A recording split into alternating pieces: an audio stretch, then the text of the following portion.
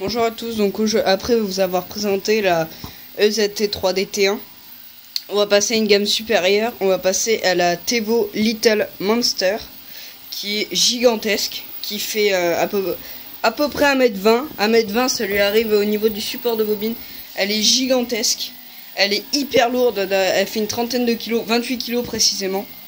Elle peut imprimer, c'est l'une des plus rapides du monde, elle imprime jusqu'à 300 mm/s, c'est-à-dire que c'est la Dago, pour vous dire, c'est 80 mm/s. Donc tout de suite on descend.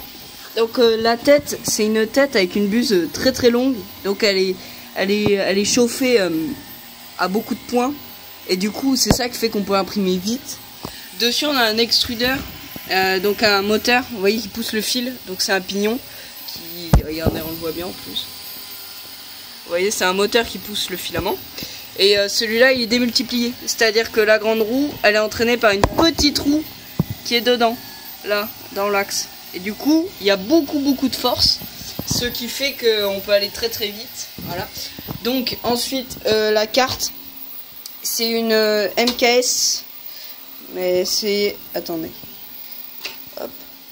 Regardez. Je vais vous l'ouvrir. Du coup, le boîtier il est monté sur charnière, ça c'est vachement pratique. Donc regardez, la carte, c'est une MKS S-Base, et moi j'ai la version 1.3, j'aurais bien aimé la version 1.4, mais bon. À savoir que cette machine, je l'ai achetée d'occasion pour la moitié de son prix, donc j'étais super content. Voilà. Ensuite, si vous voulez savoir, le plateau est chauffant. Il monte jusqu'à 115 degrés, à peu près 115-120 selon. Il est en 220 volts, ce qui fait qu'il chauffe extrêmement rapidement. Parce que pour alimenter un plateau chauffant de 34 cm de diamètre, il en faut du jus. En parlant de la taille en hauteur, on a 34 cm de diamètre, ce qui est assez énorme.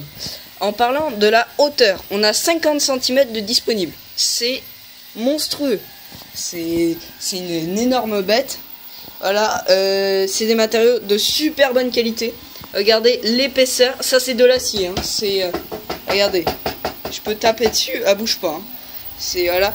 Derrière là on a la lime. Regardez, puis il y a des indicateurs de voltage. Et on a des ports USB pour faire les timelapse, c'est bien ça pour les youtubeurs. Voilà. On a les ports USB direct sur la lime. C'est vraiment l'imprimante du youtubeur quoi. Voilà, donc là on a des fils du coup du plateau chauffant. Voilà. Si jamais vous l'achetez, n'oubliez pas le petit curseur là qui est bien planqué pour le 220 volts.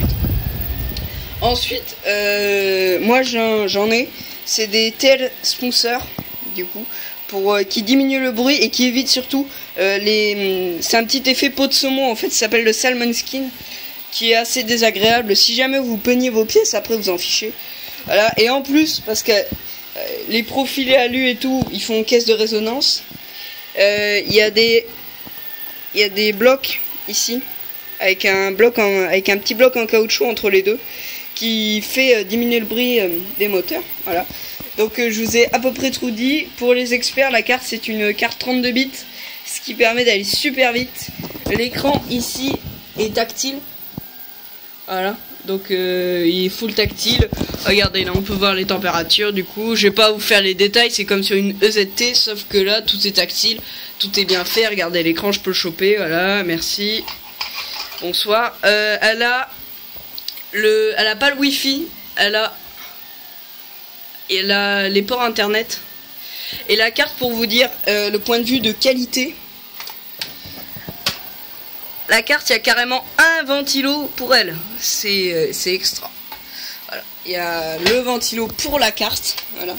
Donc, ce qui fait que les drivers, ils restent froids. Les moteurs, ce ne sont pas des NEMA 17, c'est les NEMA 23, si je me trompe pas. En gros, ils ont un petit centimètre de plus que des NEMA 17, ce qui fait qu'ils sont beaucoup plus puissants. Voilà, donc les TL Smoother, ça c'est dit. D'ailleurs, il chauffe beaucoup. Je vais peut-être faire un caisson parce qu'il chauffe énormément.